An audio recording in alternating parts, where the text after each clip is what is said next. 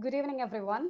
I welcome each and every one of you to the webinar on the topic National Innovation and Startup Policy conducted by the Startup and Innovation Cell of St. Thomas College, Thrissur in association with the Institute's Innovation Council.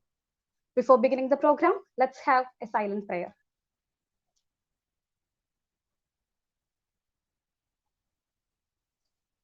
Thank you, everyone. Now, I would like to call the Assistant Professor of Commerce and an IIC member, Mrs. Sindhu George Ma'am, for the welcome speech. Hi, good afternoon all. The Startup and Innovation Cell and IIC functions in St. Thomas College Autonomous Thrissur to encourage and motivate young talents to develop their attitude towards innovation and idea generation. Ministry of Human Resource Development, Government of India has established MHRD's Innovation Cell to systematically foster the culture of innovation among educational institutions.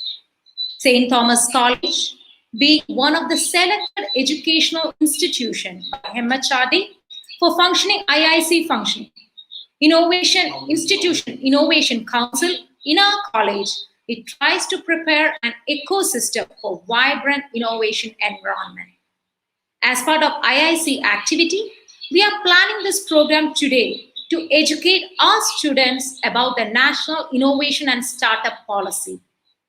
We have Mr. Sanjo Jose, our librarian, with us to part us with his knowledge in this policy. Mr. Sanjo Jose is the MHRD IIC Innovation Ambassador, St. Thomas College Autonomous Thrissur. He is a postgraduate in Information and Knowledge Management from Indian Institute of Science, Bangalore.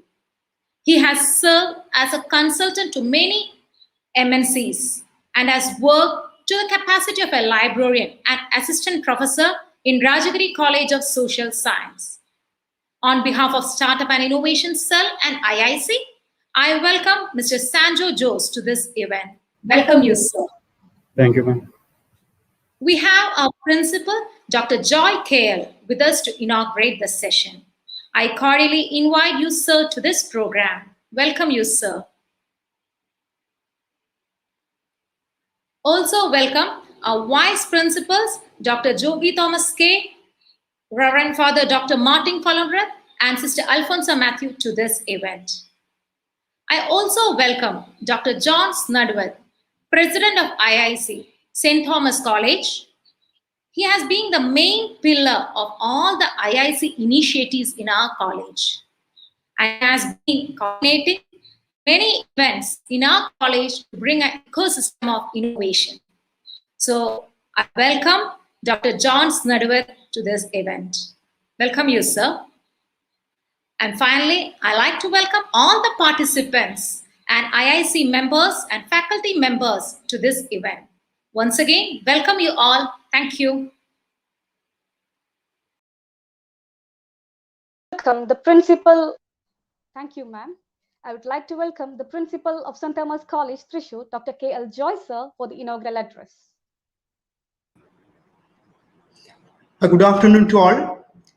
Vice Principal Dr. Joby Thomas K, Father Dr. Martin K, Sister Dr. Alfonso Matthew, Resource Person Mr. Sanjo Jose, Startup and Innovation Cell Convener Dr. John Snudworth, IQAC Coordinator Father Dr. Anil George Kongoth, Sindhu George, faculty members, research scholars, my dear students. It is highly appreciable a venture that the Innovation Council and Startup and Innovation Cell of our college have been ready to organize a webinar to conscientize and give orientation to our students on national innovation and startup policy.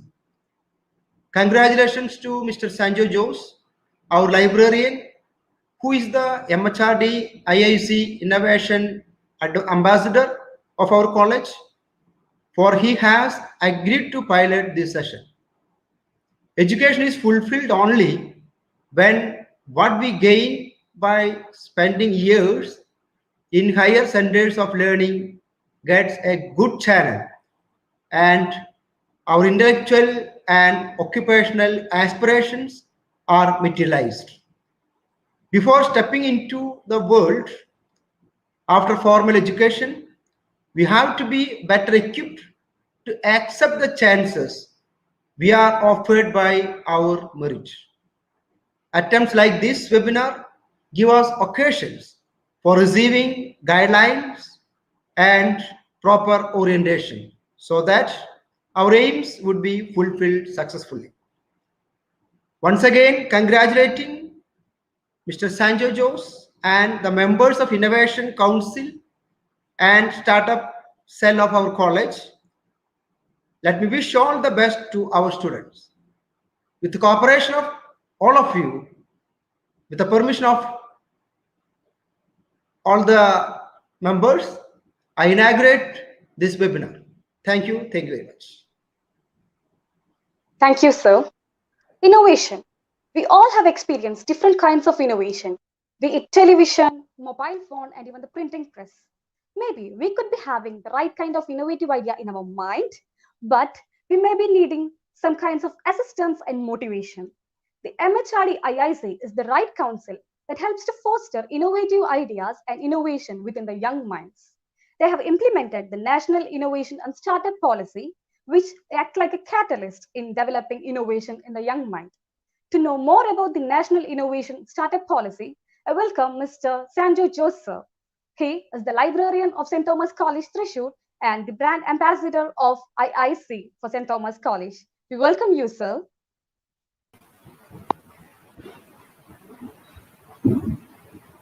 Good afternoon, everyone.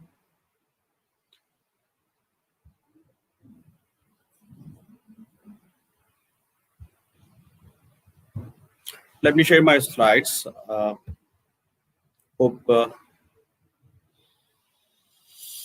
would like to know how many non-Malayalis are there who are listening to this conversation.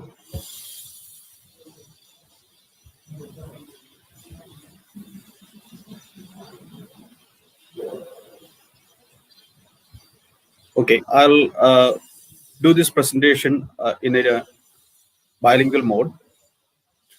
So we are here to discuss, or I'm here to give an orientation about the National Innovation and Startup Policy 2019 for students and faculty. And I would like to show 3 pictures before we start. If anyone know or anyone can recognize these people, please comment on the chat box which is available. This is a picture of a boy who is sitting in a train.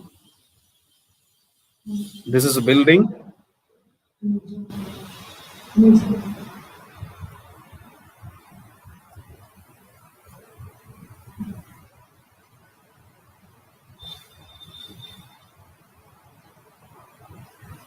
Is it coming home? Yes. Is it?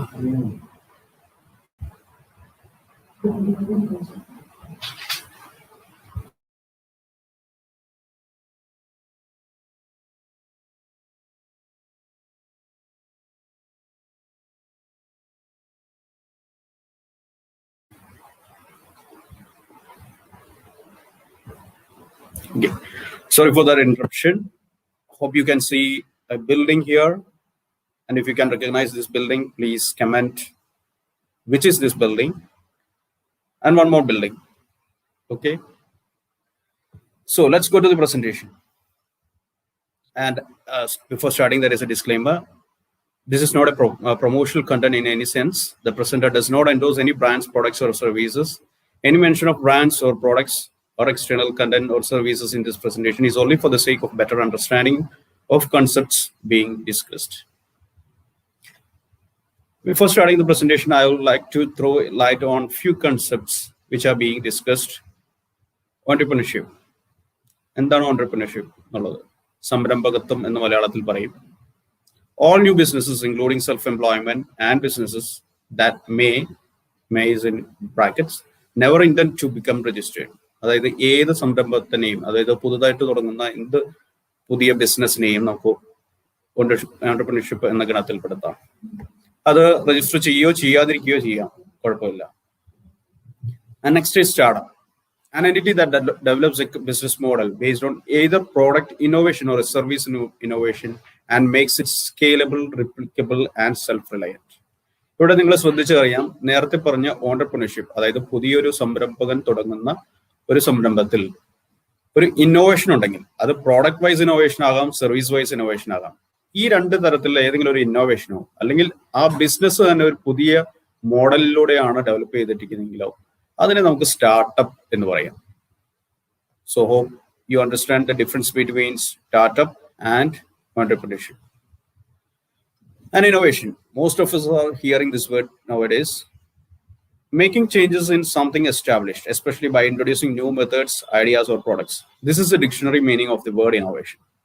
നമുക്ക് കുറച്ചുകൂടി എളുപ്പത്തിൽ പറയുകയാണെങ്കിൽ there is a way to do it better and find it. That's innovation. അതായത് നമ്മളിപ്പോൾ ചെയ്തുകൊണ്ടിരിക്കുന്ന, നിലവിൽ ചെയ്തുകൊണ്ടിരിക്കുന്ന standard ആയിട്ടുള്ള ഏത് പ്രാക്ടീസും, അത് എന്ത് കാര്യമാവട്ടെ, അത് നമുക്ക് വേറൊരു തരത്തിൽ കുറച്ചുകൂടി നന്നായി ചെയ്യാൻ പറ്റുമെന്നുണ്ടെങ്കിൽ ആ കാര്യം അല്ലെങ്കിൽ അതിനെയാണ്, ആ മാറ്റത്തിനെയാണ്, ആ പുതിയ ഇംപ്രൂവ്മെന്റിനെയാണ് നമ്മൾ ഇന്നോവേഷൻ എന്ന് പറയുന്നത്. So try to find it and you will become an innovator. And idea contest.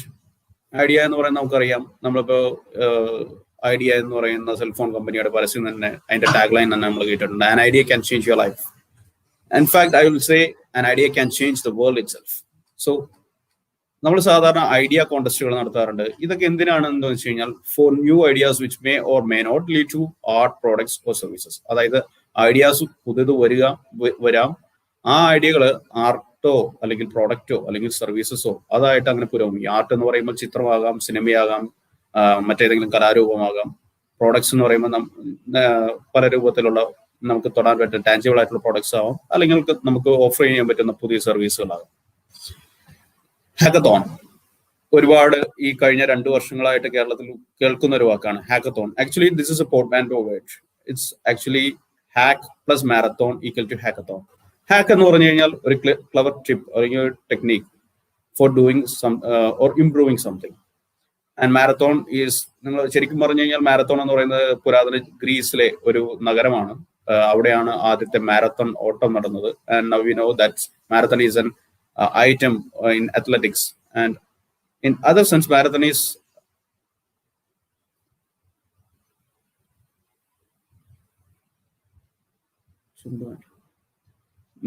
something such as an event, activity, or session characterized by great length or concentrated effort.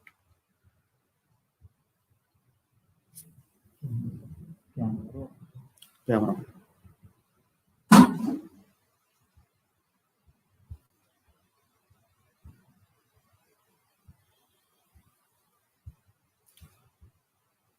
Okay, sorry for that interruption. And another buzzword is intellectual property. ഭൗതിക സ്വത്തവകാശം എന്ന് മലയാളത്തിൽ പറയും. Category of property that includes intangible creations of the human intellect. That's known as intellectual property. And intellectual property എന്ന് പറയുന്നത് actually it's an umbrella term for the rights such as copyrights, patents, industrial designs, trademarks, geographical indications, trade secrets, etc.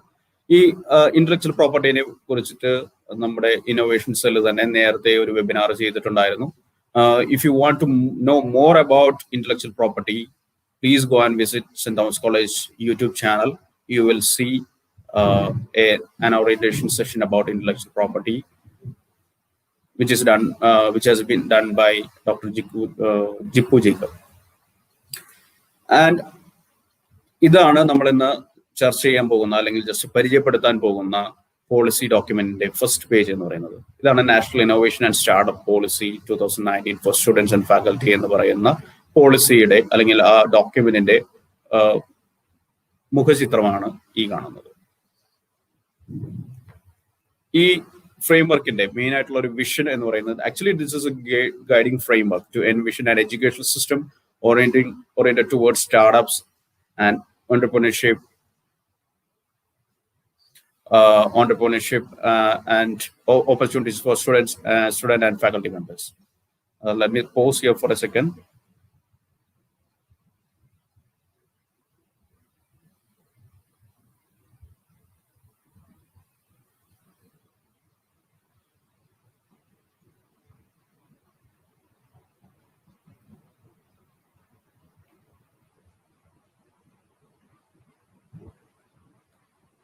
I'll share my screen once again.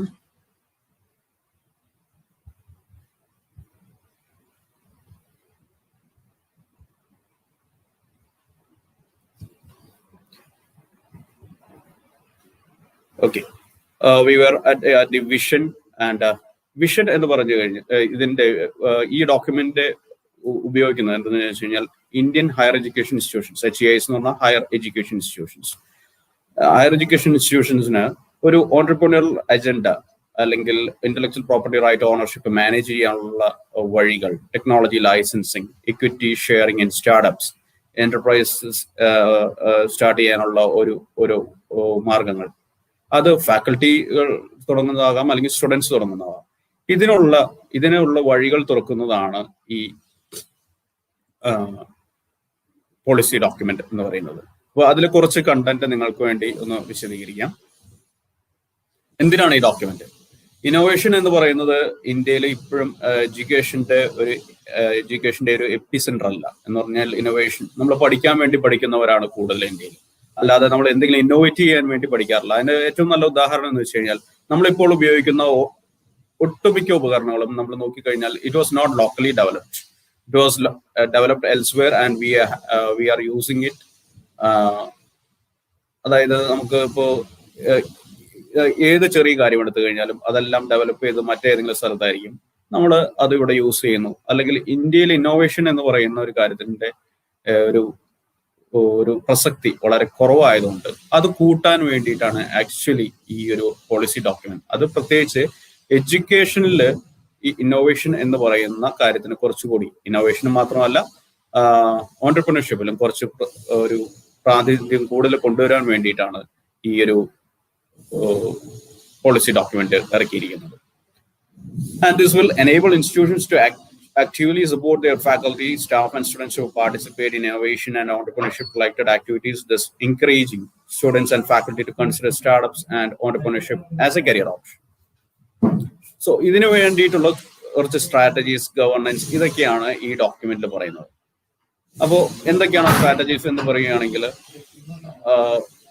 ഈ entrepreneurial vision of an institute, it can be achieved, it should be achieved through vision statements rather than stringent control system. അതായത് നമുക്കറിയാം, ഇപ്പോൾ ഒരാളെ കെട്ടിയിട്ടിട്ട് അല്ലെങ്കിൽ അയാളുടെ മേൽ ഒരുപാട് നിയന്ത്രണങ്ങൾ ഏൽപ്പിച്ചിട്ട് കുറെ ഐഡിയ കൊണ്ടുപോവാ എന്ന് പറഞ്ഞു കഴിഞ്ഞാൽ അങ്ങനെ കൊണ്ടുവരാൻ പറ്റുന്ന ഒന്നല്ല ഐഡിയ അല്ലെങ്കിൽ ഇന്നോവേഷൻ എന്ന് പറയുന്നത്. സോ കുറെ കൺട്രോൾ സിസ്റ്റംസ് അല്ലെങ്കിൽ ഒരുപാട് ഒരാളുടെ മീത കൂടുതൽ കൺട്രോൾ ചെലുത്തിയതുകൊണ്ടോ അല്ലെങ്കിൽ നിയന്ത്രണങ്ങൾ ഏർപ്പെടുത്തിയതുകൊണ്ടോ ഒരിക്കലും ഇന്നോവേഷൻ എന്ന് പറയുന്നത് സംഭവിക്കില്ല. ഇന്നോവേഷൻ എന്ന് പറയുന്ന ഈ ഓൺട്രപ്രണറിയൽ വിഷൻ അല്ലെങ്കിൽ ഇന്നോവേഷൻ, ഈ വാക്കുകൾ ഞാൻ എപ്പോഴും ഇന്റർചേഞ്ച് ചെയ്ത് ഉപയോഗിക്കും. So you can take it in both vase. അപ്പൊ ഇത് സാധാരണഗതിയിൽ ഒരു സീനിയർ പേഴ്സന്റെ റെസ്പോൺസിബിലിറ്റി, അതായത് ഇൻസ്റ്റിറ്റ്യൂഷൻ ലെവലിൽ ഒരു സീനിയർ പേഴ്സന്റെ റെസ്പോൺസിബിലിറ്റി ആയിട്ടാണ് ഈ പോളിസി ഡോക്യുമെന്റ് കാണുന്നത്. ആൻഡ് അതിനകത്ത് പ്രത്യേകമായിട്ട് പറയുന്ന ഒരു കാര്യം എന്ന് പറയുന്നത് that requires commitment and it must be well understood by the higher authorities.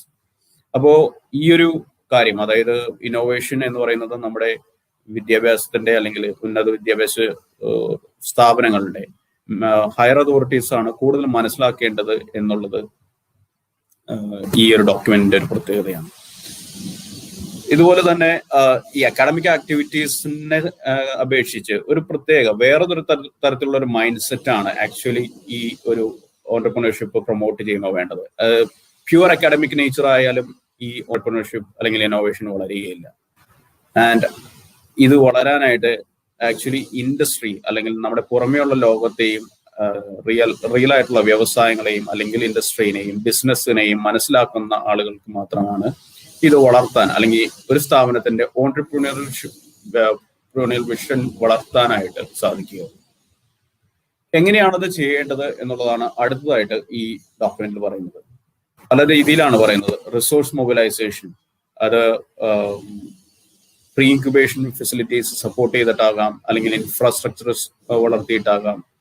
പിന്നെ ഇത് കൂടാതെ ഇതൊക്കെ വളരാൻ നമുക്ക് എപ്പോഴും ഒരു ഫൈനാൻഷ്യൽ സ്ട്രാറ്റജി വേണം. അത് സസ്റ്റൈനബിൾ ആയിരിക്കണം. കാരണം എന്ന് വെച്ച് കഴിഞ്ഞാൽ ഇത് നമുക്ക് ഒരുപാട് പുറത്തുനിന്ന് പൈസ കൊണ്ടുവരാനൊന്നും പറ്റില്ല. അപ്പോൾ there should be an innovation fund within an institute. And the other thing is that external funding പരമാവധി കൊണ്ടുവരാൻ ശ്രമിക്കണം. അത് ഗവൺമെന്റ് ആകാം അല്ലെങ്കിൽ ഗവൺമെന്റ് ഡിപ്പാർട്ട്മെന്റുകളാകാം, അല്ലെങ്കിൽ മറ്റൊരു തരത്തിൽ പറഞ്ഞു കഴിഞ്ഞാൽ കോർപ്പറേറ്റ് സെക്ടറിൽ നിന്നാകാം. അത് നമുക്ക് ഏറ്റവും ഈസി ആയിട്ട് കൊണ്ടുവരാൻ സാധിക്കുന്നത് ഇപ്പോൾ ഒട്ടുമിക്ക കോർപ്പറേറ്റ് സ്ഥാപനങ്ങൾക്കും CSR അല്ലെങ്കിൽ കോർപ്പറേറ്റ് സോഷ്യൽ റെസ്പോൺസിബിലിറ്റി എന്ന് പറയുന്ന കാര്യമുണ്ട്. അതിലൂടെ നമുക്ക് ഫണ്ട് ജനറേറ്റ് ചെയ്യാം. പിന്നെ സ്പോൺസർഷിപ്സ് ആവാം, ഡൊണേഷൻസ് ആവാം. ഇതുകൂടാതെ ഇത് വളർത്താനായിട്ട് നമ്മുടെ അലൂമിനി നെറ്റ്വർക്ക്സ്, അതായത് ഈ ഹയർ എഡ്യൂക്കേഷൻ ഇൻസ്റ്റിറ്റ്യൂഷനുകളുടെ അലൂമിനി നെറ്റ്വർക്കിനെ ഉപയോഗപ്പെടുത്താം.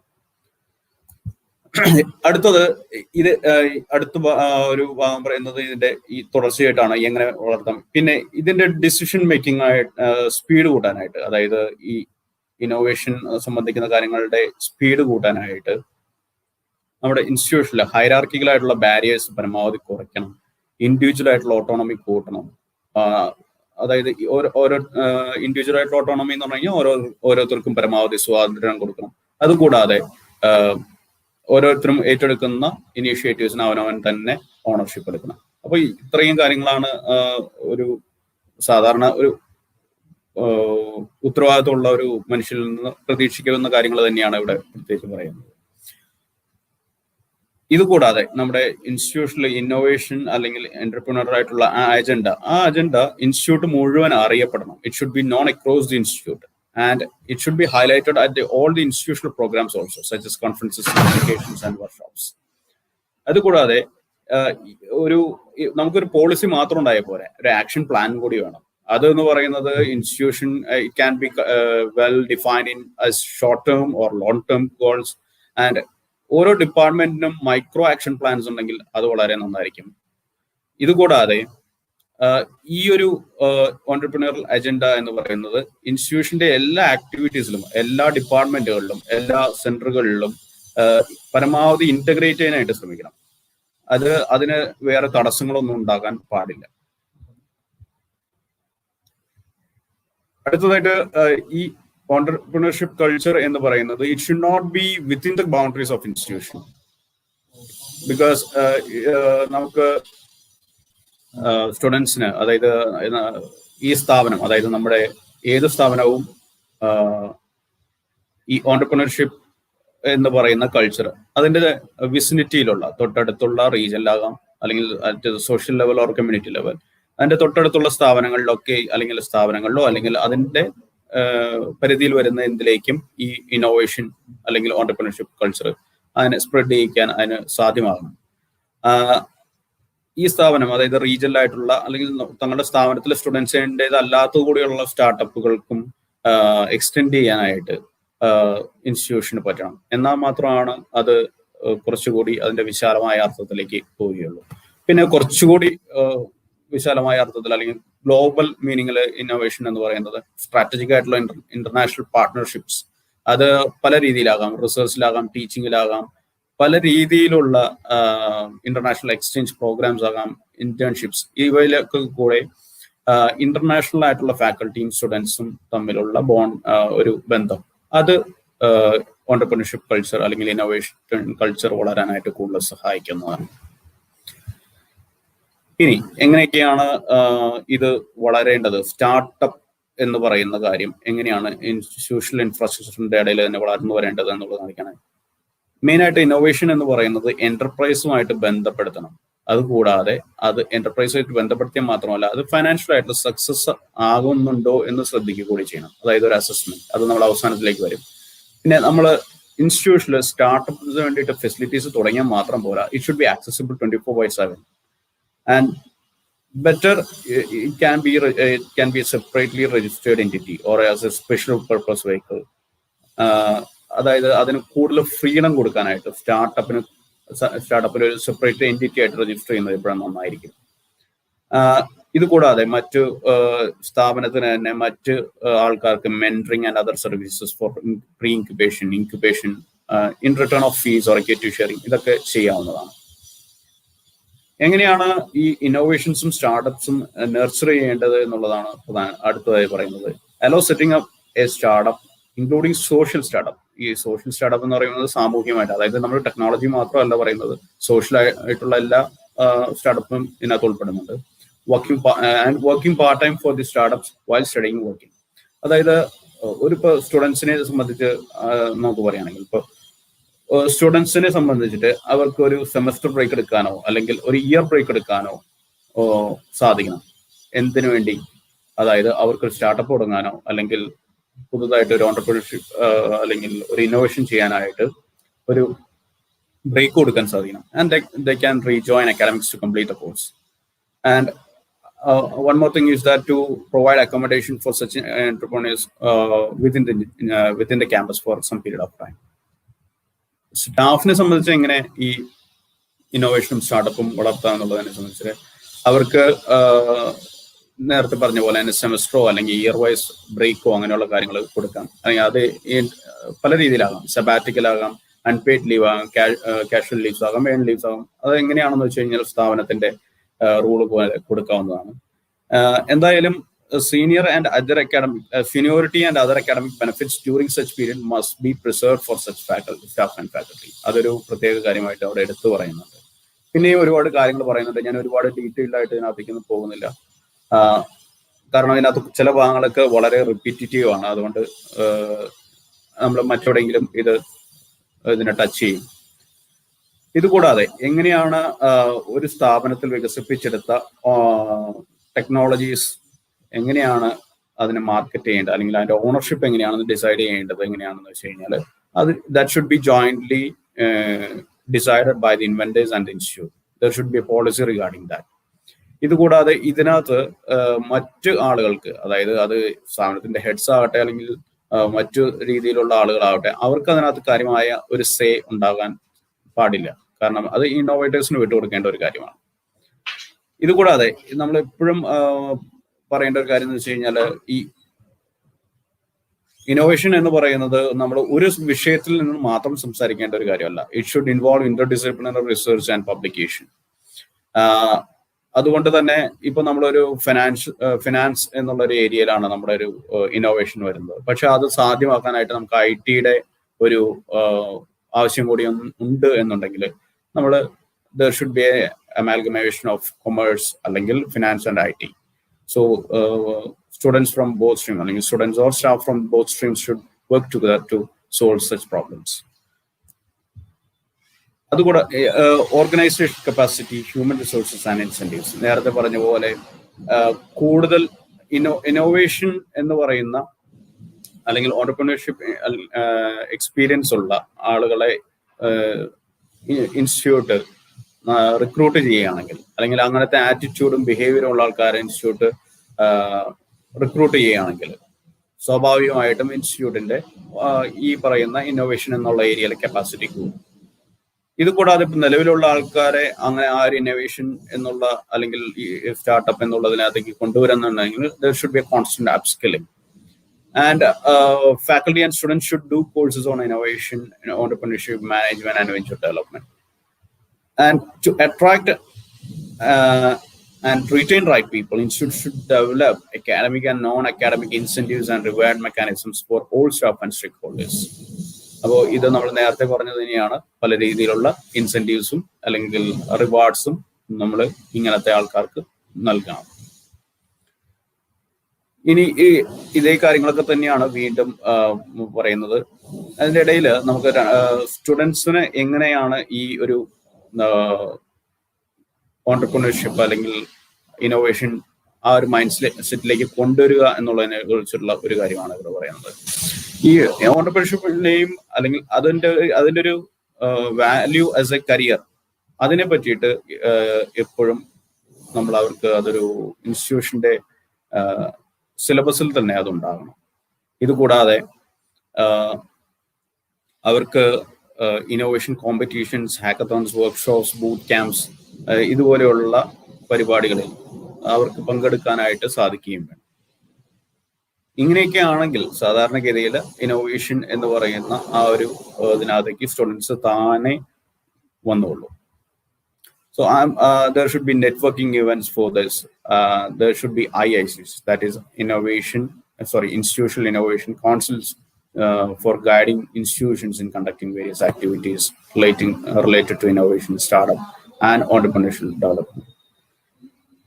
ഇങ്ങനെ പറഞ്ഞു വരികയാണെങ്കിൽ പിന്നെ മറ്റൊരു പ്രധാനപ്പെട്ട കാര്യം, the institutions should create norms for faculty startups, and it should curb the conflicts of interest. അതായത് സാധാരണ ഒരു ഫാക്കൽറ്റിയുടെ റെഗുലർ ഡ്യൂട്ടീസ് സഫർ ചെയ്യുന്നില്ല എന്ന് ഉറപ്പുവരുത്തുകയും വേണം. ഇതൊരു പ്രധാനപ്പെട്ട ഒരു കാര്യമാണ്. ഇതുകൂടാതെ ബെസ്റ്റ് ഇന്നോവേഷൻ അല്ലെങ്കിൽ ഓണ്ടർപ്രണർഷിപ്പ് അവാർഡ് ഏർപ്പെടുത്താവുന്നതാണ്. ഓണ്ടർപ്രണർഷിപ്പ് എഡ്യൂക്കേഷൻ അത് ഏർപ്പെടുത്താവുന്നതാണ്. ഇങ്ങനെ ഓരോ തരത്തിലും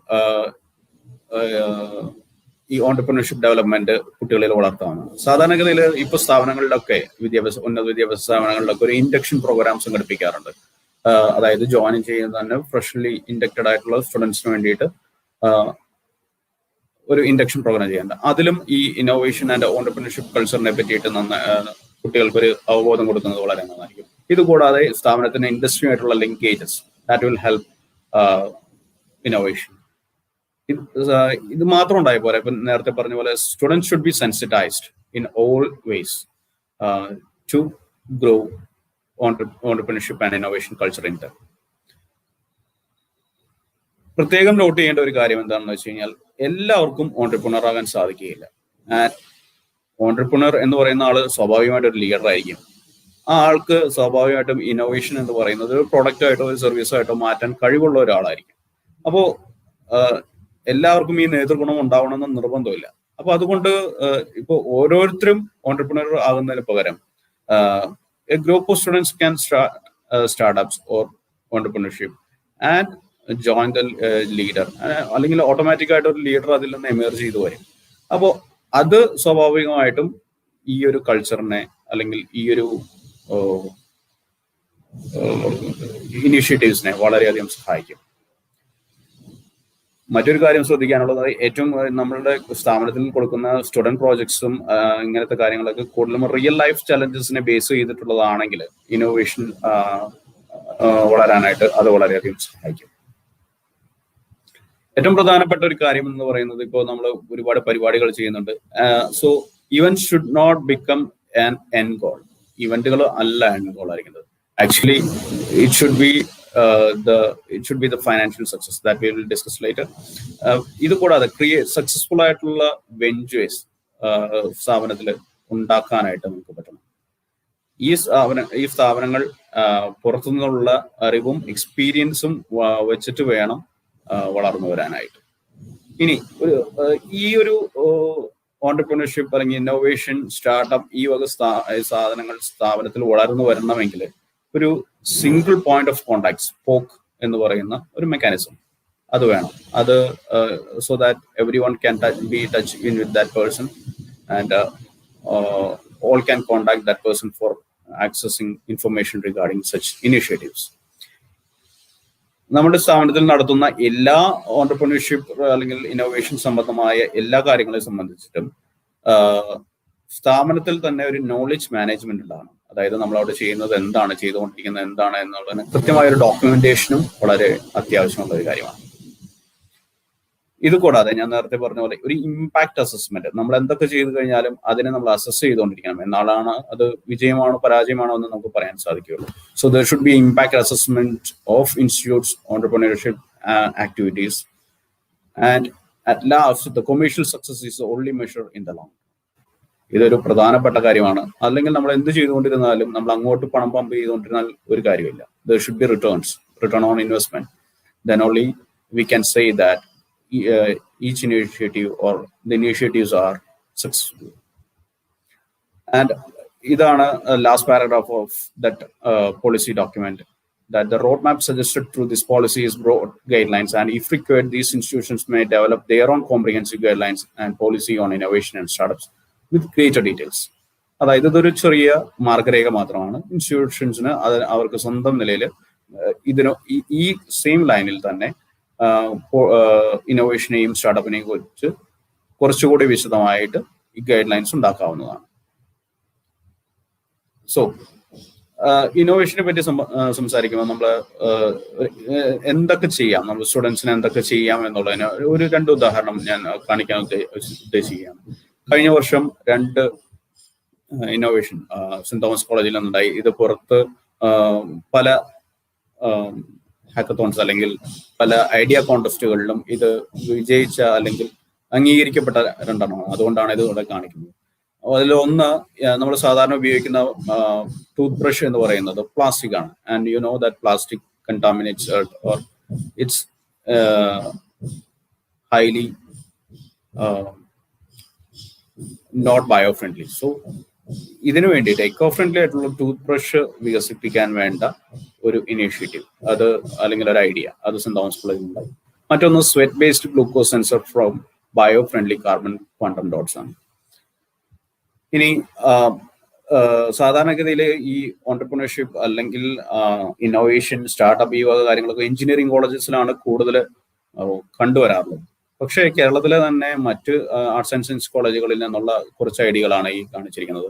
ആദ്യത്തെ 3 ഐഡിയാസ് എന്ന് പറയുന്നത് കൊമേഴ്സ്യൽ ഓർ അല്ലെങ്കിൽ മാനേജ്മെന്റ് സ്ട്രീമിൽ നിന്ന് ഒന്നാണ്. അതിൽ 3 e pharmacy, gym chaperone, then agribusiness on e commerce platform under cooperative marketing strategy.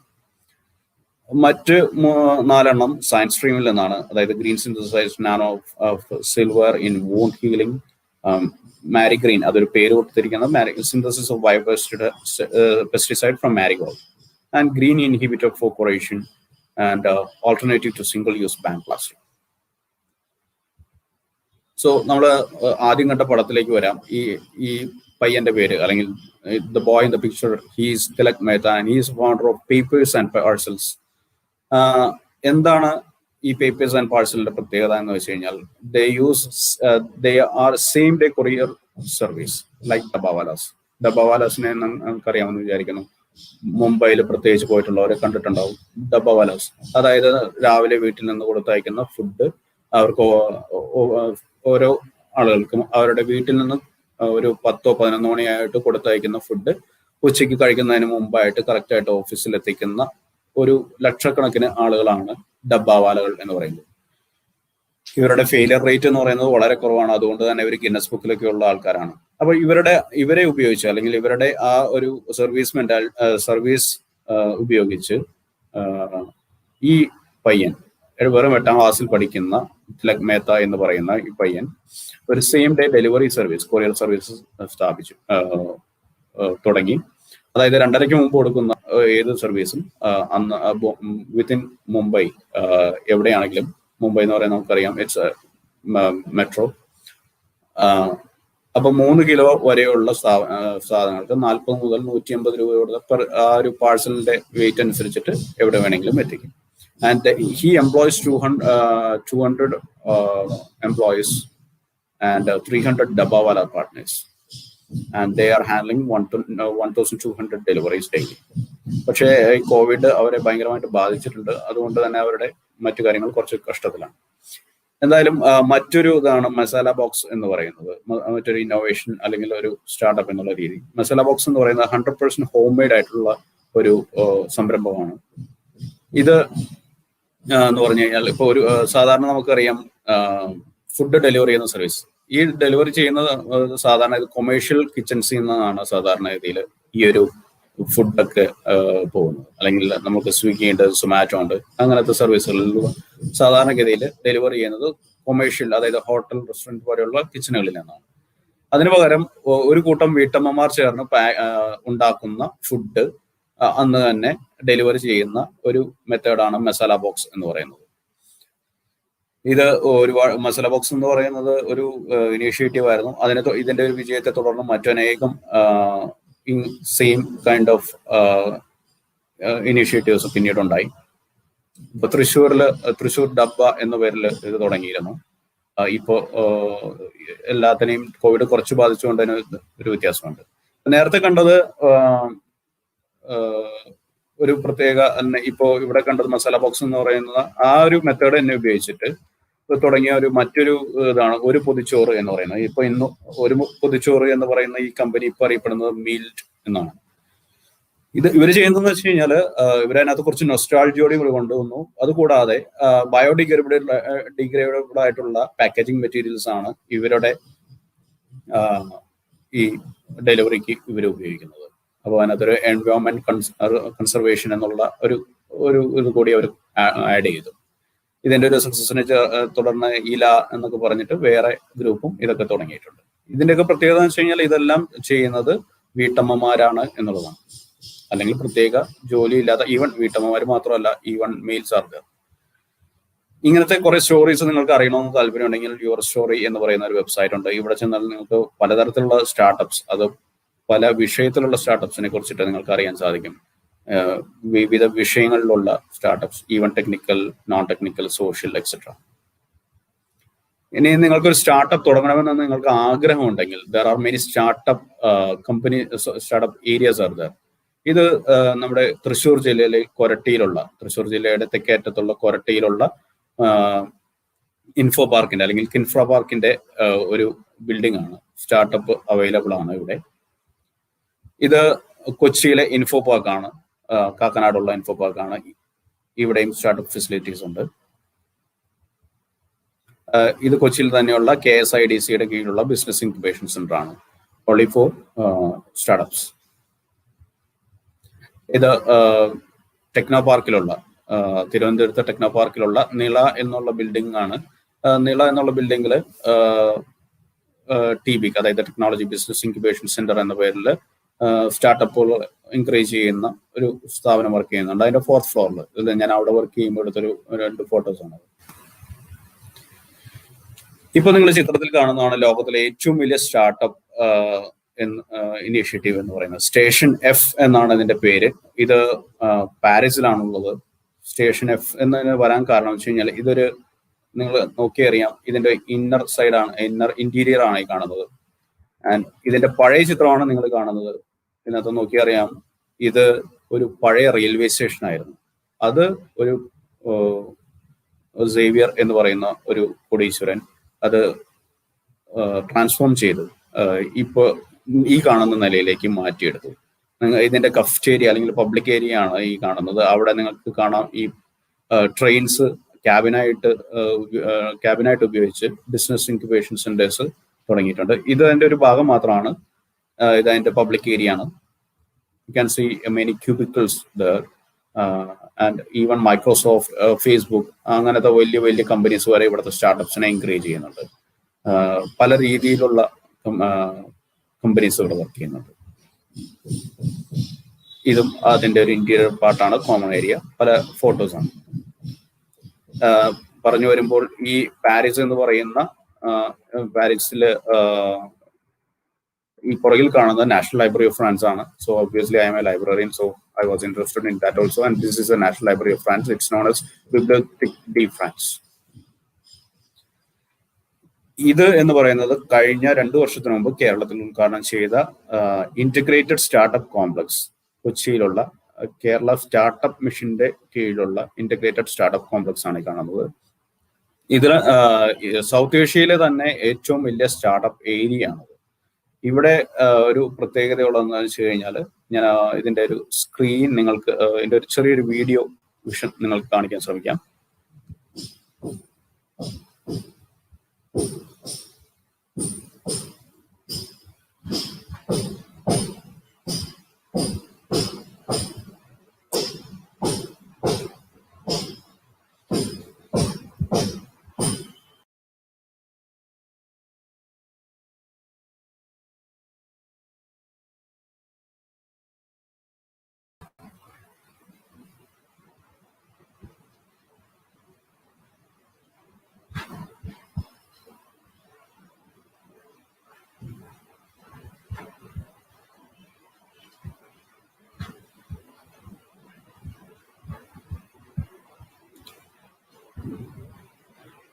ഇതൊരു 360 വ്യൂ ആണ് ഈ ബിൽഡിങ്ങിന്റെ.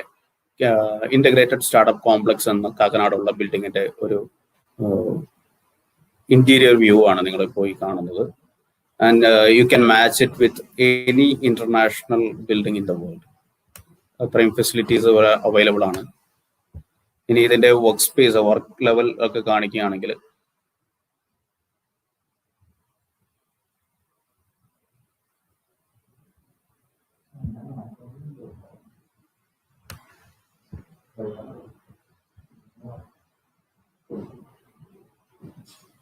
ഓക്കെ, ഇതാണ് ഇതിന്റെ ഇന്റീരിയർ പാർട്സ്. ഇതിന്റെ കോമൺ ഏരിയ ആണ് നടുവിൽ കാണുന്നത്. മീറ്റിംഗ് റൂമായിട്ട് ഉപയോഗിക്കാം. ഇതുപോലത്തെ സ്റ്റാർട്ടപ്പ് ഏരിയാസ് നമ്മുടെ നാട്ടിൽ അവൈലബിൾ ആണ്. And this is in Kochi. 1,80,000 square feet ആണ് ഈ ഒരു സ്റ്റാർട്ടപ്പ് ഏരിയയിൽ കേരള സ്റ്റാർട്ടപ്പ് മിഷൻ സംരംഭകർക്കായിട്ട് ഓഫർ ചെയ്യുന്നത്.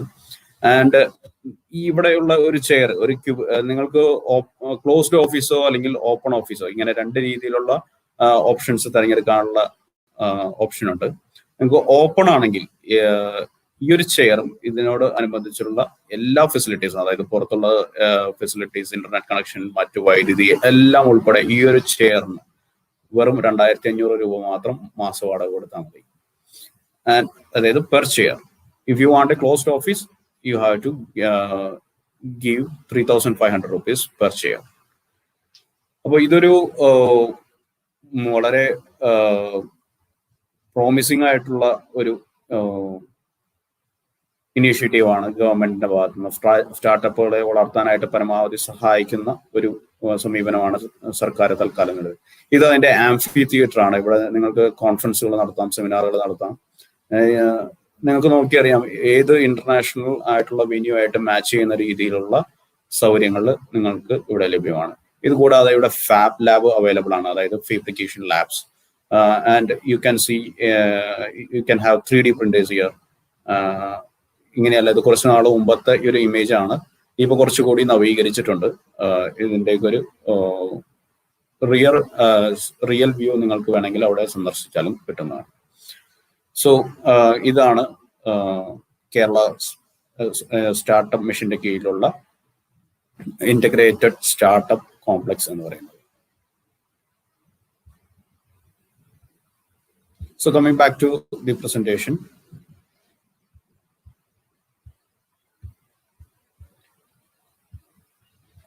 Pre-COVID ഏറയിൽ ഇന്ത്യയിൽ സ്റ്റാർട്ടപ്പ് എന്ന് പറയുന്നത് ഒരു ഗ്രോത്തിന്റെ പാതയിലായിരുന്നു. പക്ഷെ അത് കുറച്ചൊന്ന് സ്ലോ ഡൗൺ ആയെങ്കിലും കഴിഞ്ഞ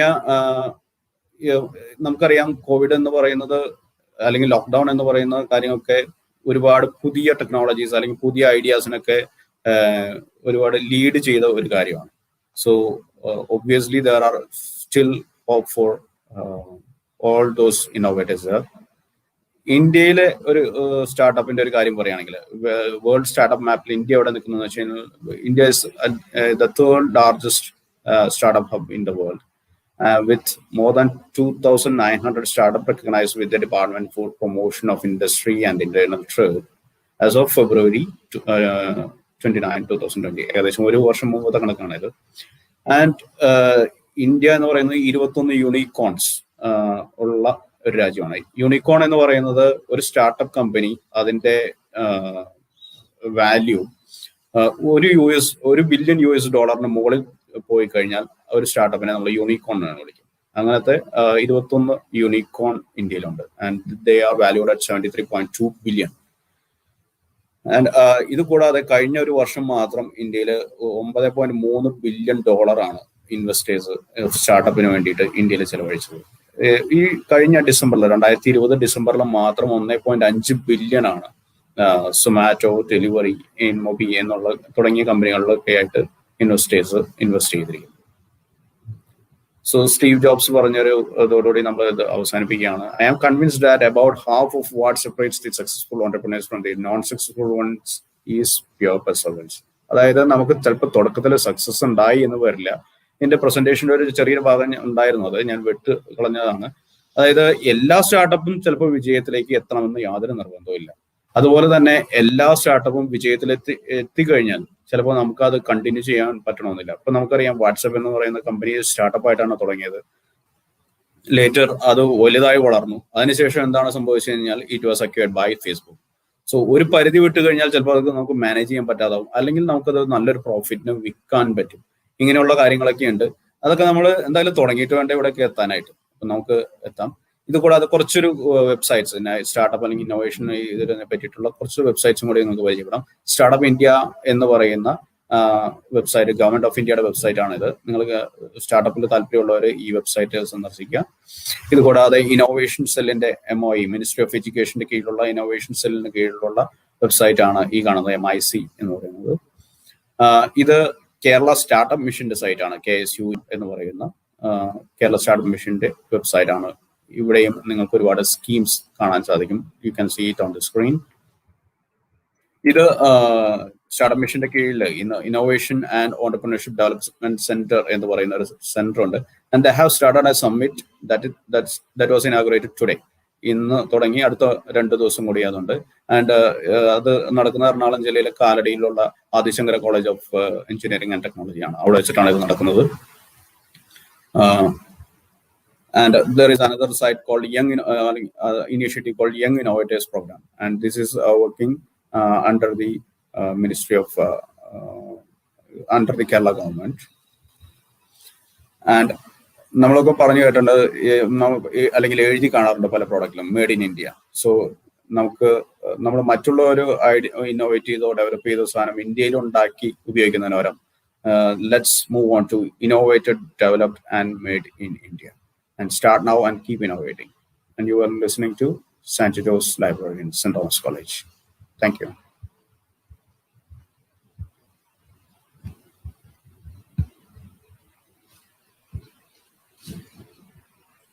Thank you, sir, for such an informative session. By this, our program has come to an end. A huge thanks to our college administration for conducting a program like this, and to all the viewers who made this successful. Thank you all.